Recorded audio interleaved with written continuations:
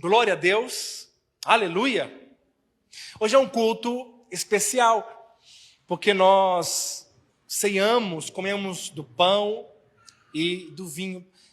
Vou querer um fundo hoje, bem baixinho, por favor.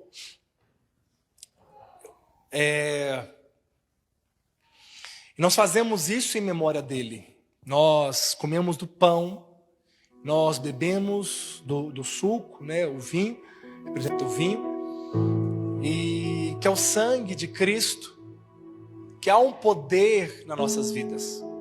Mais baixo só um pouquinho. Há um poder na nossa vida quando nós estamos em comunhão uns com os outros e fazemos isso em memória dele. Pode ter certeza, a sua aliança é restaurada, a sua intensidade no seu coração, a sua fome pelo Senhor, pelas coisas celestiais, cresce quando você é alimentado da palavra, quando você vem para receber dessa água viva, e essa água faz dentro de você um manancial, um rio que transborda no seu trabalho, na sua casa, na sua família. Amém?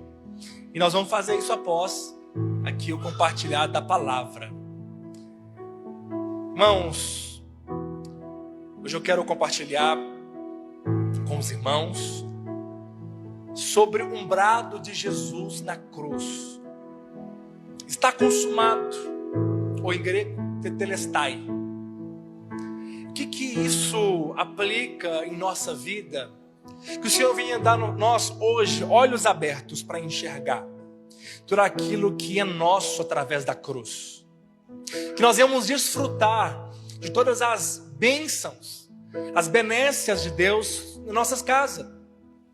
Tudo foi dado a nós quando o Senhor se entregou. Amém? Uma vida abundante, uma vida próspera. A palavra salvação vem do sozo, não é apenas salvação do inferno, mas é ser salvo da miséria, é ser salvo da angústia, da amargura, é ser salvo, né, de uma vida cheia de escassez, de limitações, é sermos transformados, ser salvos deste mundo, dos pensamentos deste mundo, e experimentar de uma nova criação. Aqueles que estão em Cristo Jesus, nova criatura é. As coisas velhas se passaram e eis que tudo se faz novo. Quando você entregou a sua vida, nós costumamos falar que aceitou Jesus, mas na verdade é Ele que nos aceitou. Não é verdade? Ele nos aceitou por seu amor. Nós, pela sua graça, a sua graça irresistível, ela nos alcançou e nós demos essa resposta de acordo com o amor que nós recebemos, com a revelação a maior manifestação de amor foi Ele ser entregado por nós, quando nós éramos ainda pecadores e seus inimigos. Nós éramos inimigos dele. Essa é a maior expressão de amor que alguém possa dar. Ele mesmo ter se entregado ao meu e ao seu favor. Portanto, é necessário nós termos revelação da cruz. Nós somos transformados pela revelação do Evangelho da cruz. Aprove a Deus salvar o homem através da loucura da pregação. E a cruz é loucura para alguns, escândalo para outros, mas nós é poder de Deus. Uma cruz que parece ainda ser antiga, uma cruz que é uma crucificação que aconteceu há 2000 anos atrás, mas ela é poderosa, ela é viva e todos os dias pessoas são alcançadas por esse ato de amor, por essa oferta em remissão aos nossos pecados. Vamos abrir o Evangelho no livro de João, capítulo 19, está aqui, você pode acompanhar.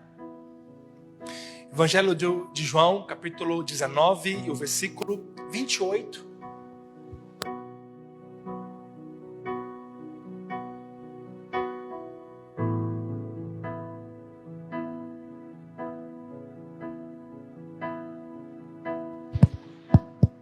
Amém. João capítulo 19, versículo 28, que diz assim: depois, vendo Jesus que tudo já estava consumado, para se cumprir a escritura,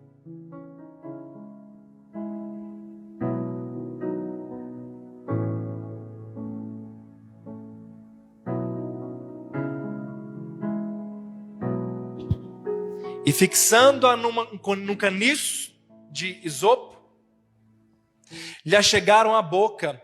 Quando, pois, Jesus tomou o vinagre, disse: está consumado.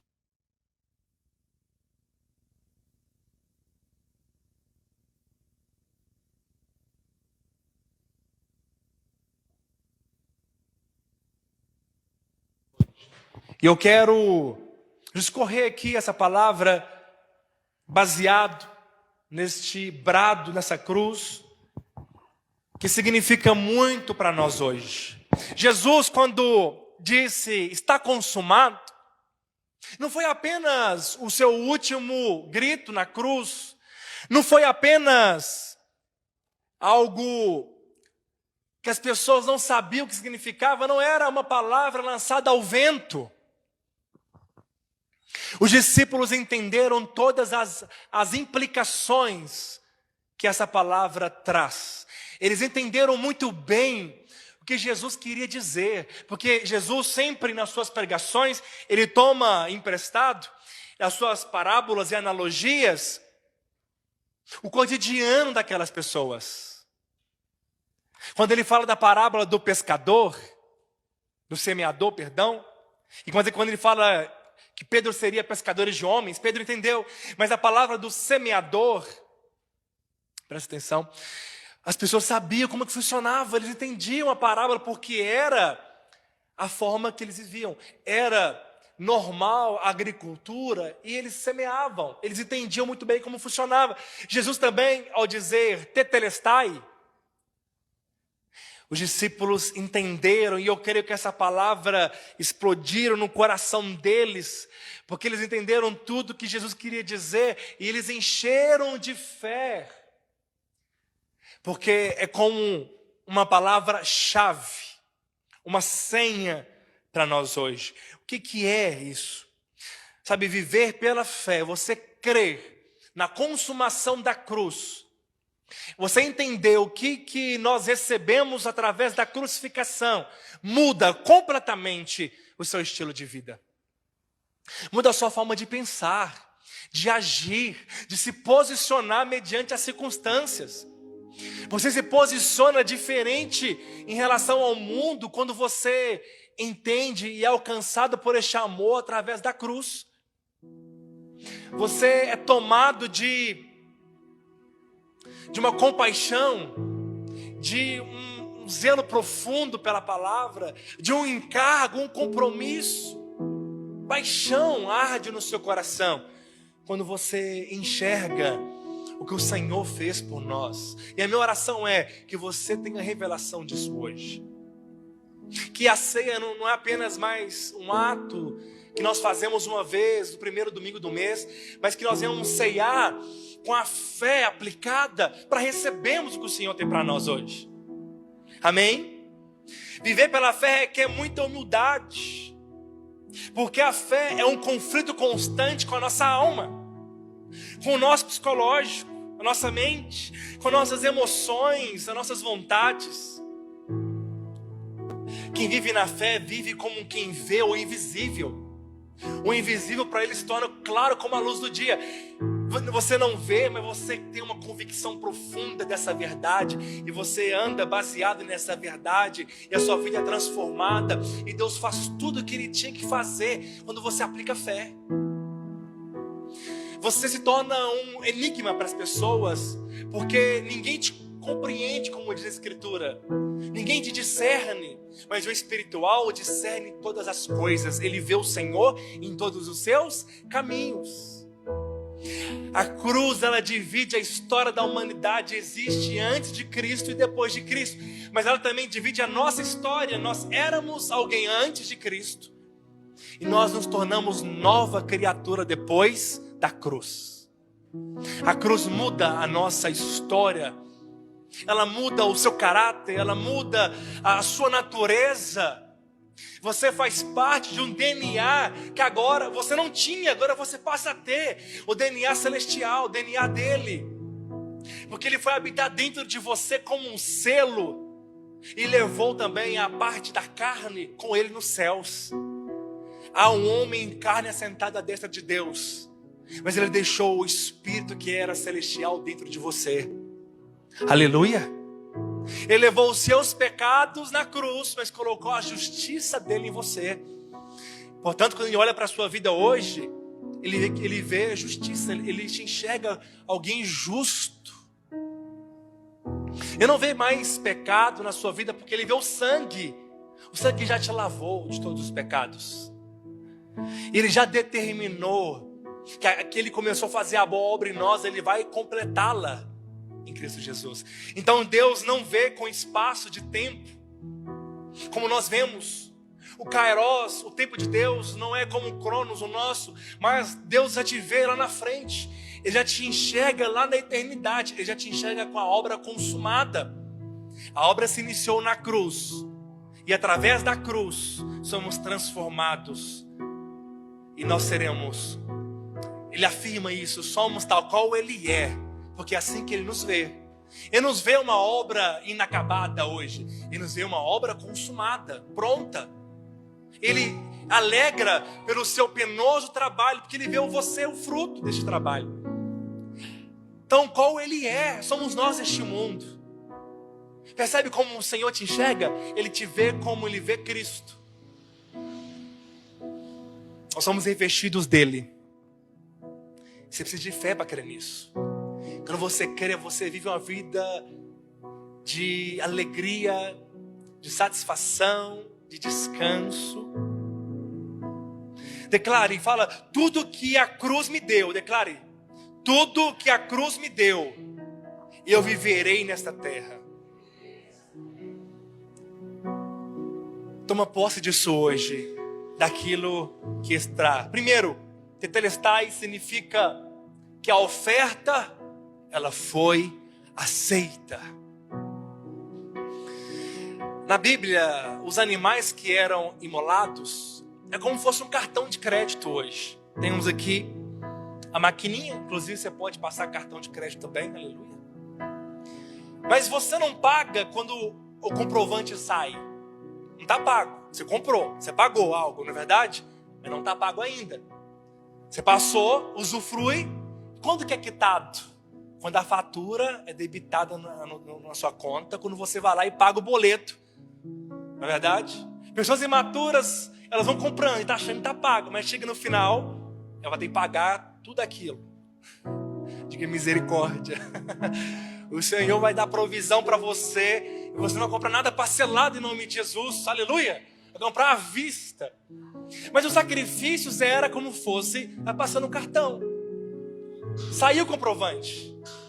Cada animal imolado havia sido debitado algo. A culpa momentânea, mas chega uma hora que tem que pagar a conta. A cruz foi o momento de pagar a fatura de uma vez por todas. Então, cada vez que alguém queria receber as bênçãos de Deus no Antigo Testamento, ele tinha um hábito, e isso era constante. Quando ele tinha revelação, ele pecava, ele queria prosperidade para sua família, ele queria ter uma boa colheita da sua plantação, ele queria que tivesse chuva, ele queria prosperar e seus gados nascessem saudáveis, fortes, para que ele tivesse então a prosperidade e a comunhão com Deus. E Deus estabeleceu isso, porque Apocalipse 13:8 diz que o Cordeiro de Deus foi morto desde a fundação do mundo. Uma vez que Adão e Eva pecaram, e nós estávamos nele, todos nós pecamos também, como diz em Romanos 3:23, e fomos separados da glória de Deus. Adão e Eva queriam pegar uma folha de figueira para se cobrir, não é suficiente pelo seu tamanho, ela se secaria muito em breve e mostraria a sua nudez. Mas Deus imolou, é o primeiro derramamento de sangue. Imolou um animal. E vestiu Adão e Eva dessas vestes. E quando Deus olhava para Adão e Eva, eles foram perdoados, foram expulsos do jardim. Mas o Senhor via as vestes do cordeiro, desse animal, neles. Assim também nós somos revestidos de Cristo. E o Senhor vê agora essas vestimentas de Cristo em nós.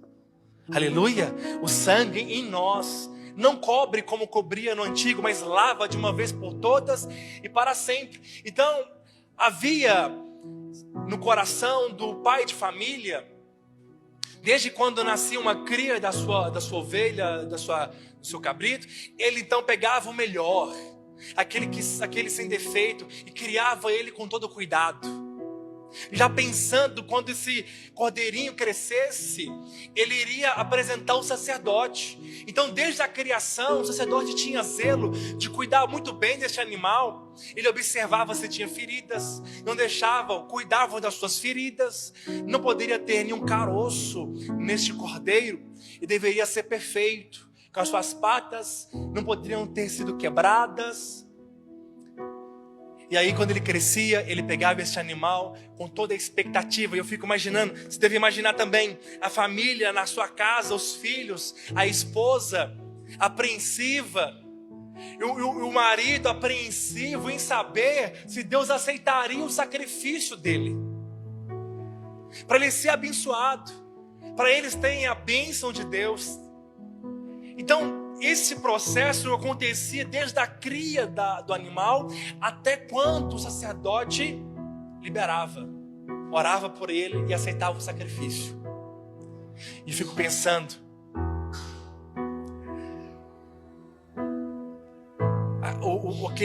aquela pessoa, aquele homem indo até o lugar do sacrifício, que era lá na porta do átrio, onde o sacerdote ficava. Talvez ele ia com o coração batendo mais forte. Quando você vai resolver algo, ou quando o seu patrão te chama lá para a sala dele, às vezes você vai com o coração batendo até um pouco mais forte, não é verdade? Até uma arritmia. Ou quando você está prestes a resolver um problema muito grande, aí você fica querendo que isso seja resolvido rápido para aliviar a tensão, não é verdade? Talvez aquele homem também estava assim, a sua pressão alta. Talvez a dificuldade de respirar, porque a ansiedade faz isso. Você fica até com dificuldade de respirar, porque seu coração fica apreensivo. Falta até oxigênio, você fica meio branco, pálido, meio que tremendo. A ansiedade faz isso. Talvez ele estava assim. Mas quando ele levou aquele animal, o sacerdote então e examinava minuciosamente, colocava as mãos no pescoço, na barriga, olhava as patas, olhava tudo e falava: não, ele está perfeito. O homem colocava a mão sobre a cabeça do animal, o sacerdote orava, o pecado do homem passava para o animal, ele imolava o animal e dizia: tetelestai. Essa era a palavra usada, ou seja, o sacrifício foi aceito. Agora imagina aquele homem voltando para sua casa.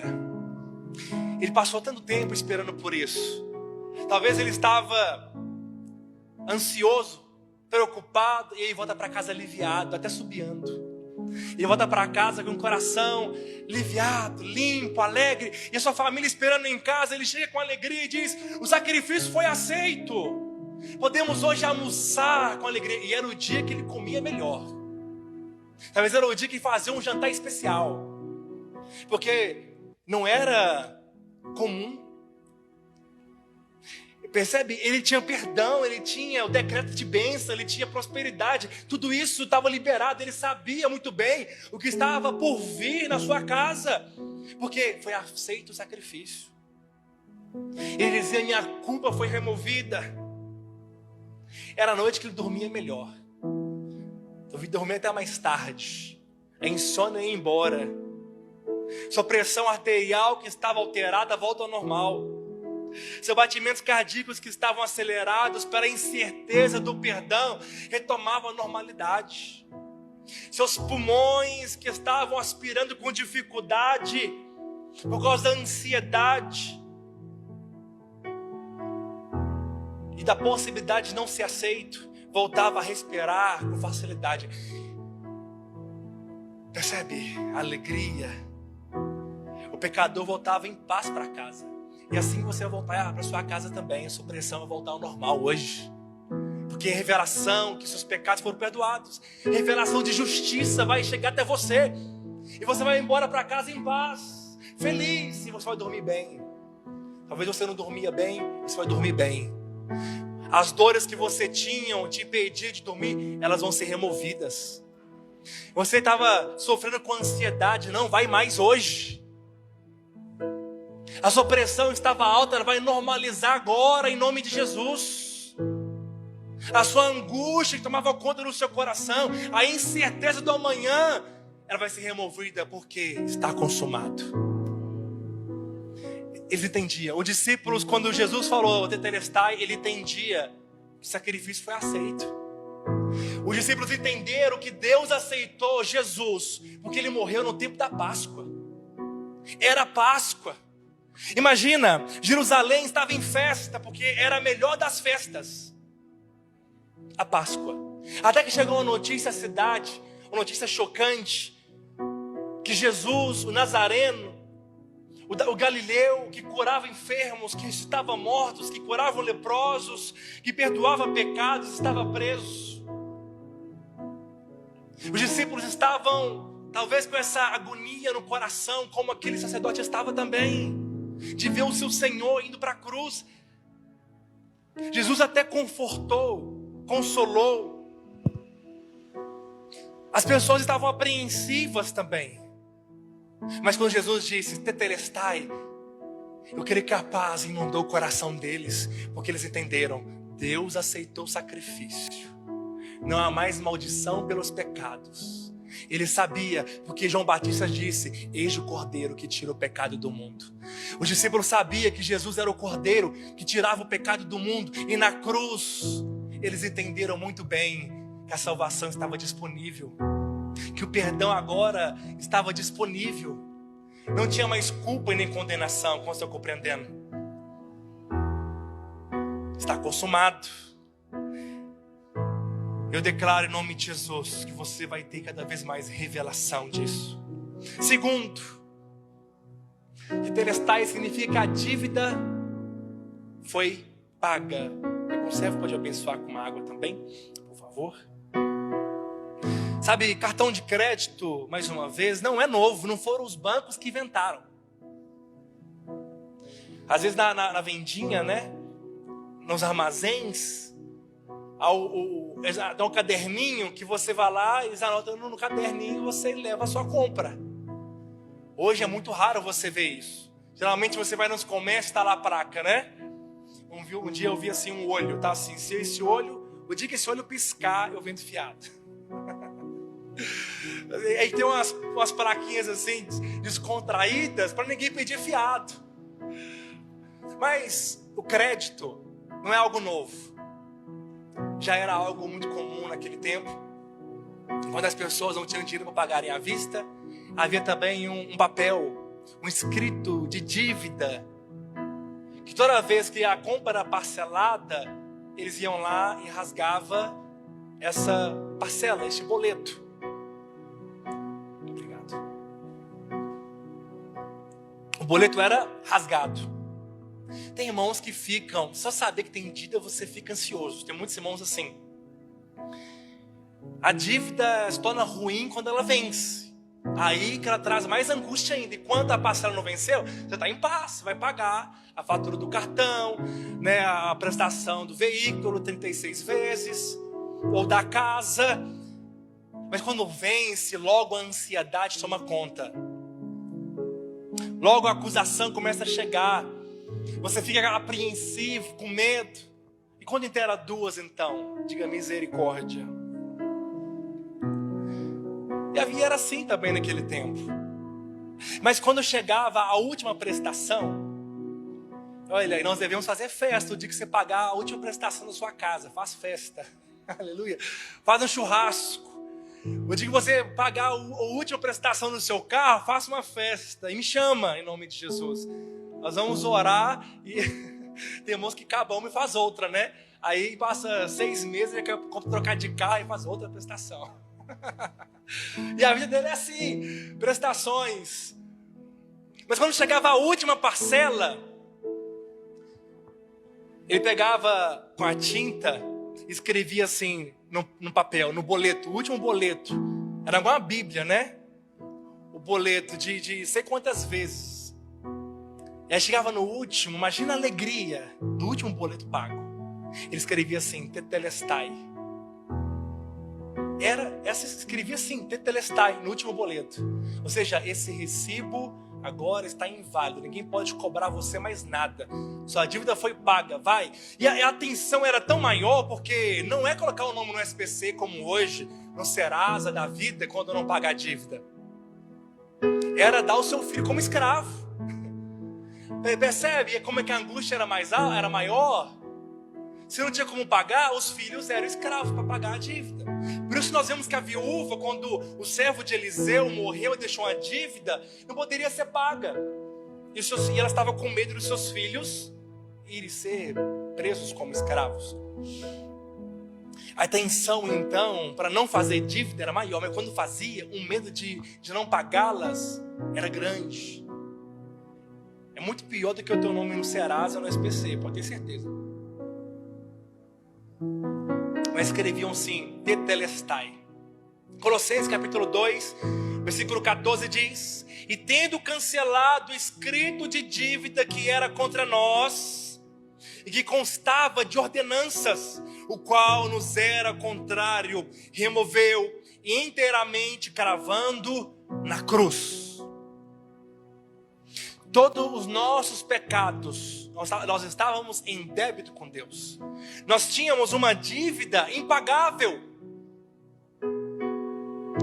Não haveria empréstimo suficiente que pudesse fazer. Não haveria sopão para os pobres. Não adiantaria entregar marmitex, entregar cobertor no dia de frio, lá em Belo Horizonte, debaixo dos viadutos. Não tinha obra o suficiente que pagava a nossa dívida. Ninguém poderia fazer isso. Nem o melhor dos pecadores. Nem o mais justo segundo os homens. Havia um escrito de dívida contra nós. E se essa dívida não fosse paga, haveria morte eterna. Estaríamos eternamente sem o Senhor. As pessoas então estavam em débitos. Quando aquele homem, por exemplo, que teve os seus 4 amigos, quantos lembram? Eles desceram o seu amigo pelo telhado quando Jesus estava na casa de Zebedeu. Havia multidão em volta da casa, ninguém poderia entrar. Aquele homem tinha uma dívida. E a maldição o alcançou, porque quem estava em dívida era amaldiçoado. Era assim no Velho Testamento. E a maldição da escassez, a maldição da miséria, a maldição da enfermidade. Ele sabia que ele estava paralítico por causa da sua dívida. Inclusive, quando Jesus foi curar um cego de nascença, os discípulos disseram: Senhor, quem pecou para ele fosse assim? Foi ele ou fosse os pais? Mas engraçado, para pensar nessa pergunta, como que aquele homem ia pecar para ser cego se ele nasceu cego? Porque eles criam que até dentro da barriga da mãe a criança poderia pecar. Tão severa que era a lei. Porque se aquele homem nasceu cego, ele não tinha nem como pecar. Como? Porque a dívida trazia sobre as pessoas peso. A sensação de estar em débito, devendo a Deus, trazia sobre as pessoas enfermidade, maldições. Quando aquele homem paralítico desceu pelo telhado, Jesus não ministrou cura. Jesus falou: filho, os seus pecados estão perdoados. Ou seja, você não tem mais dívida com Deus. Isso era suficiente para aquele homem levantar. Mas por causa dos fariseus que razoavam em sua mente, dizendo: este homem não tem autoridade para perdoar pecados, ele diz: o que é mais fácil, perdoar pecado? Disse esse paralítico: levanta e anda. para saber que o Filho do Homem tem poder para perdoar pecados, levanta e ande. A prova que ele foi perdoado é porque ele andou. A prova que o perdão foi aceito porque a cura aconteceu. Percebe que saber que nós somos perdoados, isso traz cura sobre a sua vida. Saber que você é perdoado, que não há mais dívida, traz prosperidade sobre a sua vida. Saber que você não tem mais débito, dívida com Deus, muda a sua história. Tira a sua ansiedade, os seus medos. E olha, isso é muito comum hoje. Geralmente quando as pessoas não oram, em vez de elas sentirem fome de Deus, quando elas não leem, em vez de elas sentirem sede de Deus e ir lá e beber e comer do pão vivo, geralmente elas ficam acusadas. Não orei hoje, misericórdia. Como é que eu vou pedir a Deus algo? Aí eu tenho que pedir ao Senhor a provisão. Aí fala, como é que eu vou pedir a provisão? Eu nem li a Bíblia. Aí ele fica acusado e não tem fé para pedir ao Senhor, porque ele está sentindo em débito com Deus. Ele acha porque não leu como ele gostaria de ler, que não orou como gostaria de orar, ele acha que Deus não vai fazer. Ele acha que tem que pagar a primeira dívida. Vou lá e vou orar, vou fazer meu devocional, vou fazer meu jejum. Agora que eu paguei, o Senhor vai me dar justiça própria, que é um trapo de imundícia. Traduzindo, eram os panos que as mulheres usavam como absorventes. Trapo de imundícia, tão podre, nojento, que é a nossa justiça própria aos olhos de Deus. Percebe? E não há mais culpa, não há mais condenação para aqueles que estão em Cristo Jesus. Não há mais dívida sobre você está livre. Você pode adorar com alegria, você pode cantar o Senhor com alegria, você pode acordar pela manhã com alegria. Você foi liberto, você pode ser curado, você pode ser próspero, você pode viver em paz, viver uma vida de alegria, de gozo, ter uma família abençoada, porque não há mais condenação. Não há ninguém pressionando você para pagar algo. Deus não está atrás de cobrar de você. E olha, vou dar um exemplo muito claro aqui para nós. Essa dívida, ela está aberta para todos. Todos. Porque Ele levou a dívida do mundo inteiro. Mas tem gente que quer pagar todo mês ainda. Enquanto eles não tiverem revelação do quanto que eles deviam e do quanto que eles foram perdoados, não há salvação. Vou dar um exemplo para você. Vamos dizer que a sensação de dívida é muito desconfortável. Vamos dar um exemplo que o Rodrigues me deve muito dinheiro. Ele não deve, é só um exemplo, tá? 10 mil reais. Não tem condição de pagar. E aí a nossa comunhão foi interrompida por causa da dívida. Já viu que tem pessoas que devem o outro, ele passa longe? Aí deve a loja, ele não passa na porta da loja. E o medo do dono chamar ele aqui, chamar ele, o constrangimento. Aí ele dá a volta no quarteirão. Perde a comunhão quando tem dívida. Talvez o outro, a dívida é pequena para ele, porque ele é muito rico e nem lembra mais, para ele nem faz questão. Mas o outro que deve fica acusado e não tem comunhão. Talvez o outro até perdoou a dívida, mas o que deve, né, ele passa longe. E aí ele então me deve. E aí ele fica tão sem graça comigo, porque falou que ia pagar, mas não conseguiu. Mas o Lucas é muito próspero. Lucas, 10 mil para ele, né, dia de troco, né, Lucas? Aí ele vai lá e paga a dívida e faz uma viagem muito longe que nem tem ligação. Não pega nem celular. Então, muitas vezes ele trabalha, nem pega, né, área rural, não pega celular, mas ele deixou um aviso. Ele pediu para Simone, que é próximo do Rodrigues, falar: olha, a dívida está paga, o Lucas pagou a dívida. Você pode voltar a ter comunhão com Mateus com alegria. Só que aí a dívida foi paga, o Rodrigues não deve mais nada, mas ele não sabe, porque a Simone não deu o recado, ela esqueceu. Triste, né? E aí ele fica me evitando, porque está achando que me deve. Eu estou em paz com ele, porque ele não deve mais nada, eu sei que o Lucas pagou. Mas ele ainda fica mal, não dorme, não come direito, emagreceu. Está com os olhos fundos, porque, né? ansioso e fica me evitando. Eu ligo para ele para poder chamar ele para o churrasco, que ele desliga o telefone, porque deve. Não está identificando com nada não, né? Brincadeira. Olha, irmãos, o Senhor escreveu na cruz, tetelestai. Ele pagou a nossa dívida com Deus, que era impagável. E o Senhor está em paz com nós hoje. Amém? Ele está em paz com todos. Só que quem não sabe ainda evita Deus. Quem não sabe do tamanho que ele devia, quem não sabe o tanto que ele devia e do quanto que ele foi perdoado. Jesus falou uma parábola certa vez. Ele falou isso para Simão, que não recebeu com um beijo no seu rosto, não lavou os seus pés. Em detrimento, quando a mulher estava beijando os seus pés e enxugando os seus cabelos. Ele falou: Simão, vou fazer uma pergunta para você. Certo homem me devia 1.000 e o outro devia 100. Ambas as dívidas foram perdoadas. Quem ama mais? Quem vai amar mais? Simão falou: certamente, Senhor, aquele que mais devia, ele vai amar mais. Ele falou: pois é, essa mulher desde quando chegou não para de beijar meus pés, mas você não deu nenhum beijo no meu rosto e nem lavou os meus pés como era de costume. Quem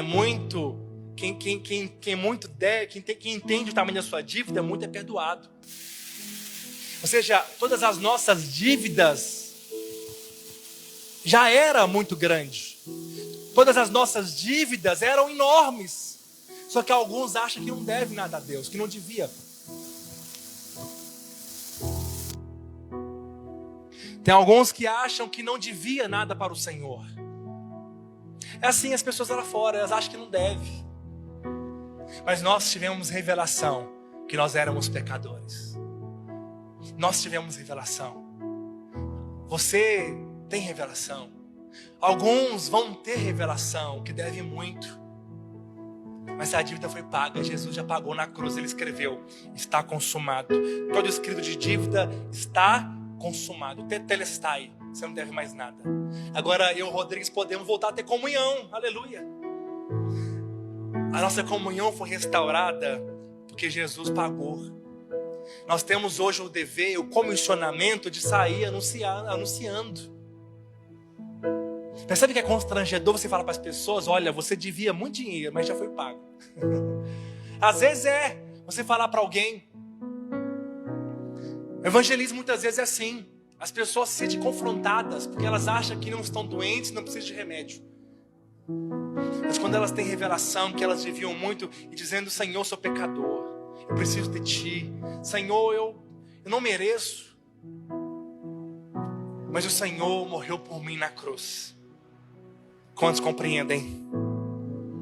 Sua dívida está paga. Diga aleluia. Diga glória a Deus. Não fica acusado. Você pode ter comunhão. Ele está de braços abertos para te receber. Não há mais culpa. Você pode agora chegar no Santo dos Santos com ousadia, a fim de encontrar graça e misericórdia. Você pode chegar a Deus com muita alegria, voltar para casa. Você já estava vendo aquele meme? Já viu aquele meme? Quando diz assim, o homem saindo de casa e fala assim: agora minha mulher deixou eu jogar bola. Aí ele pega o celular assim, e ele fecha a porta devagarzinho e sai correndo com alegria. Já viu?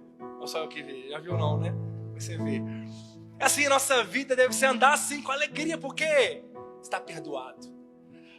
Aquele homem correu com alegria porque ele tinha medo da mulher desistir e chamar ele, por isso que ele corre. Mas nós não sabemos que a dívida não volta atrás. Ele não vai cobrar você. No dia do julgamento ele não vai falar: você me devia muito. Ele nem vai jogar na sua cara. Porque ele não é aquele que paga e depois fala: você não deve mais nada. Percebe que isso é maravilhoso? Tudo nós fazemos pelo Senhor, a sua oferta, o seu dízimo, a sua adoração, tudo é com espontaneidade, com alegria, não é para pagar a dívida. Alguns, eles querem ser prósperos, há uma promessa e eles querem pagar a promessa. O Senhor curou e agora eles querem subir a escada de joelhos, eles querem ir para Aparecida do Norte, lá de bicicleta ou a pé, para poder pagar alguma coisa. Porque eles acham que Deus curou, agora eles estão em dívida com Deus. Você não deve mais nada. É de graça. A cura é de graça. A salvação é pela graça mediante a fé. A cura é pela graça mediante a fé. Assim como você recebeu Cristo Jesus, assim também andai nele. Terceiro, tetelestai significa que a obra ficou perfeita. Um pintor, ele chegava mediante uma paisagem, quer seja uma praia ou um alto de um monte que tem uma bela paisagem, ele pegava a sua folha, eu esqueci o nome, colocava no cavalete, pegava o pincel, apreciava bem a paisagem, ia colocando, representando, aplicando na tela aquilo que ele estava vislumbrando. Ele ia fazendo conforme ele está deleitando. Ele apreciava, olhava os detalhes da paisagem, olhava as cores, a profundidade da dimensão, olhava tudo isso e aplicava na tela com um pincel. E quando ele acabava, ele afastava bem da tela, olhava para a paisagem, olhava para a tela. Olhava para a paisagem, olhava para a tela e falava: tetelestai. Era assim que eles diziam. Você já ficou muito bom, ficou perfeito. Quando Deus criou todas as coisas, Ele disse que ficou bom. Mas quando Ele criou você, Ele diz: ficou muito... Alguém aqui comigo? Ficou muito bom. A obra ficou perfeita. Ele disse que Ele se alegraria, Ele veria o fruto do seu penoso trabalho e se alegraria. A palavra disse, nós lemos 1 João 4,17, salvo engano, que assim como Ele é, somos nós neste mundo. Tal qual Ele é, somos nós também neste mundo. A obra da cruz, além de ser uma obra perfeita, ela traz perfeição em nós. Diga amém. A obra da cruz, ela é perfeita e ela produz em nós transformação até a perfeição. Mas como eu disse no começo, Deus, quando olha para você, não vê tempo, Ele é eterno. Ele não vê você agora, Ele vê você na eternidade. Percebe que não tem tempo, não tem milésimos segundos, não tem minutos, não tem hora, nem dia, nem semana, nem ano. Ele vê tudo assim por igual, é uma linha reta, eterna. E assim, desde a eternidade, Ele já olhou para você. E Ele planejou você. Ele disse que nós somos alcançados. E nós somos eleitos. Ele nos elegeu nele antes da fundação do mundo. Ele já viu você aqui antes da fundação do mundo. Ele viu sua salvação antes da fundação do mundo. Ele já viu o seu final antes da fundação do mundo. Ele já sabe o final das coisas. Ele já traçou tudo. Quando nós vamos andando debaixo da vontade de Deus, essa vontade dele vai sendo realizada na nossa vida. Nossos caminhos vão sendo os caminhos dele que ele preparou. Mas alguns desviam do caminho de Deus. Eles saem fora do que o Senhor preparou para eles. O Senhor queria que eles fossem assim, e ele está sendo outra coisa. Mas o Senhor já sonhou com você, já preparou o melhor. Presta bem atenção. Nós encerramos às 20 e já estou terminando. Às 21.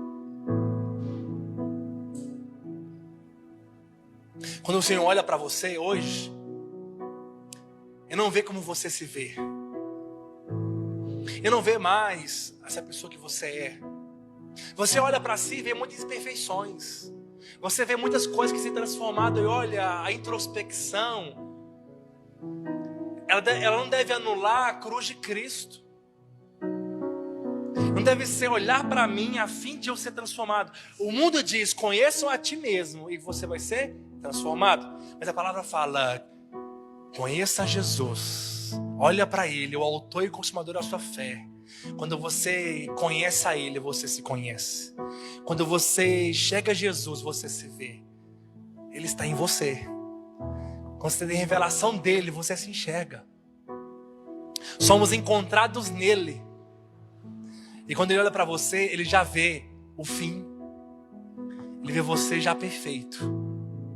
Hoje tudo está cooperando para o nosso bem. O bem daqueles que amam a Deus e andam segundo o seu propósito. Tudo coopera para a nossa transformação. A nossa pregação é: seja cada vez mais parecido com Jesus. E nós fazemos isso, nós queremos isso, amém? Mas Deus já olha a obra terminada. Ele já viu lá na eternidade. Ele já viu todos os processos, todas as transformações, todos os obstáculos vencidos. Ele já vê você lá na eternidade, tal qual Ele é, idêntico com Cristo. Porque Jesus veio para salvar a mim e a você, mas também Ele veio para mostrar quem nós seremos também. Como é que Ele nos criou para ser. Jesus é a expressão de como Deus nos criou para ser. Jesus representa quem nós seríamos se não tivesse pecado no Éden. Quem nós seríamos. Jesus mostra quem nós seríamos se não tivesse comido da árvore do conhecimento do bem e do mal, mas tivesse comido da árvore da vida. Seríamos tal qual Jesus é. Mas como houve uma mudança de rota, como houve um transtorno comportamental de pecado, uma queda, aí houve todo esse processo para trazer de volta a rota. A salvação é Deus colocando você de volta no caminho dele. O caminho é: seja parecido com Jesus. A boa obra que Ele começou em nossa vida, Ele há de completar em Cristo Jesus. Ele começou essa obra, Ele já terminou aos olhos dele. Esse há de completar está consumado. Ele olha para você e diz: tetelestai.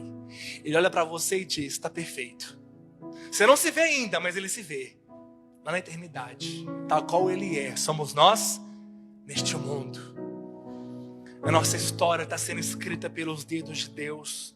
Este pincel celestial está escrevendo cada detalhe da nossa vida. Mas vai chegar um tempo que Ele vai olhar para você na eternidade e vai falar assim: ficou pronto. É a exata semelhança de Jesus. É idêntico. Fala como Ele, pensa como Ele, anda como Ele, ama como Ele ama, perdoa como Ele perdoa. Esse é nosso destino, esse é nosso fim. Ele diz: este é meu filho, em que tenho muito prazer. Cânticos 4:7 diz: tu és toda formosa, querida minha, em ti não há defeito. O amado fala para sua amada, o noivo fala para sua noiva. Cântico 4:7: tu és toda formosa, querida minha, em ti não há defeito. Eu sei que você vê muita coisa errada ainda na sua vida. Isso vai acabar. A hora que a carne, o pecado que está na carne for removido, quando o corpo for glorificado, não haverá mais imperfeições. Não haverá mais nada. 4. Tetelestai significa que a luta terminou. Jesus disse lá em Gênesis 3:15, uma profecia. Ele disse que a tua descendência, a descendência da mulher, esmagará a cabeça da serpente. E no máximo que a serpente iria fazer, iria abocanhar o seu calcanhar. Isso cumpriu na cruz. A descendência da mulher era Jesus. Ele esmagou a cabeça da serpente. E a serpente no máximo perseguiu. Desde Gênesis nós vemos Satanás querendo matar as crianças através de Herodes. Talvez ele pensou que Moisés era um libertador e não queria que o povo fosse livre do Egito, que representa Cristo. Queria matar Moisés quando era criança. Mas Moisés foi livre, sobreviveu. Novamente nós vemos Herodes querendo matar as criancinhas. Jesus, mas seus pais vão para o Egito para fugir da morte. E muitas criancinhas morreram. Mais uma vez, Satanás querendo abortar. Sabe, já viu aquele termo, fulano pega no meu pé? Fulano é um calo, é uma pedra no meu sapato, é um calo no meu pé. Na cruz, Jesus venceu Satanás. Havia a tempo dos gladiadores que eles lutavam. Hoje é o MMA, não é verdade? Alguns homens gostam de ver. O MMA. E aí quando alguém vencia, dava o último golpe, o mata-leão, né? Dava o nocaute. Aí levantava as mãos e dizia tetelestai. Era essa palavra que era usada. Na época dos gladiadores, ou seja, a luta terminou. eu venci, subjuguei o inimigo. Jesus disse isso na cruz, tetelestai. A luta terminou. Ele esmagou a cabeça da serpente. Ele venceu, foi na cruz. Jesus, ele venceu o diabo no deserto, dizendo, está escrito. Ele resistiu o diabo fugiu dele. Mas ele venceu na cruz. O diabo achou que ele tinha vencido, né? Talvez até se alegrou. Morreu, Jesus morreu. Vencemos. Mal ele sabia que era o nocaute, que era o mata-leão, que era o golpe fatal de Jesus, dizendo, acabou, eu venci, eu redimi todas as coisas, eu redimi os meus filhos, agora não há mais nada, a luta venceu, por isso que você é mais que vencedor, porque você está em Cristo Jesus, porque Ele venceu, você vence, porque Ele venceu, a vitória já é decretada na sua vida. Quantos creem nisso? A tarefa está cumprida. A luta do Cordeiro venceu definitivamente. Os discípulos entenderam tudo isso. Que a obra foi perfeita. Que ele venceu na cruz. Que não era para as pessoas um ato de vergonha. Não era um ato de humilhação. Apenas. Não era somente um homem comum por causa da inveja dos fariseus que foi morto. Não era apenas um homem comum, um profeta que foi morto porque os soldados colocaram. Não foram os soldados romanos que o matou. Não foi os fariseus por inveja que o entregou na cruz. Não foi Pilatos por ir contra a sua consciência de não achar pecado nele que não livrou Jesus. Pilatos disse, eu tenho o poder de te livrar e de condenar. Não foi Pilatos que o condenou. Ele entrou na morte. A morte tentou vencê-lo no Getsemane, quando ele suava sangue. E isso, hoje os médicos, os cientistas dizem que é um extremo estado de angústia, que o sangue se mistura com o suor. É raro esse fenômeno. Mas Jesus venceu a tentativa de morte no Getsemane, porque não era a sua hora. Mas na cruz, ele entrou na morte. Ele entrou na morte e subjugou o diabo, venceu. Tetelestai significa eu venci. Não há mais derrota, há vitória. Não há mais acusação, há vitória. Vocês estão crendo nisso? Fica de pé em nome de Jesus.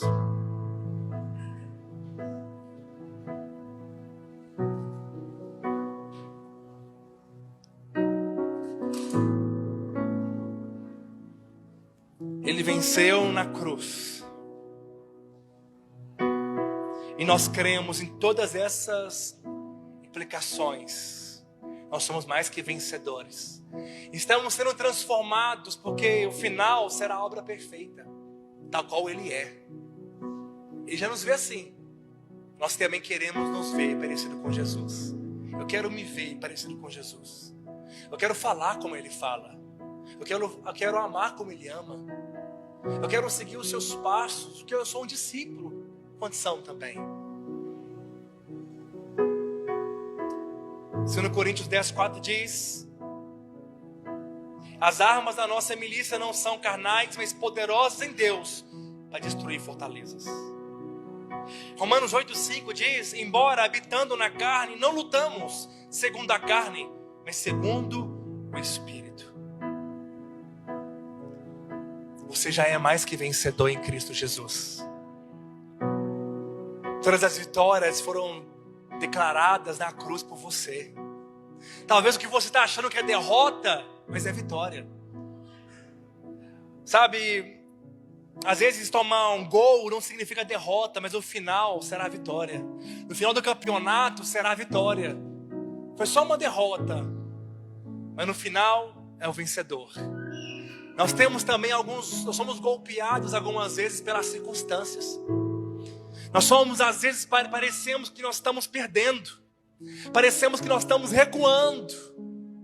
Mas já sabemos o final. Ele venceu e nos deu a vitória. Apocalipse fala que eles venceram pelo sangue do Cordeiro por testemunho que deram e por meio da face da morte não amaram a sua própria vida. Feche seus olhos em nome de Jesus. Você não foi criado para viver estressado. Você não foi criado para viver desanimado, em depressão, em derrota, com medo, enfermo. Ele disse naquela cruz: está consumado, e rendeu o seu espírito. Mas hoje ele vive, ele está aqui entre nós. Nós vamos cantar um cântico nesta noite.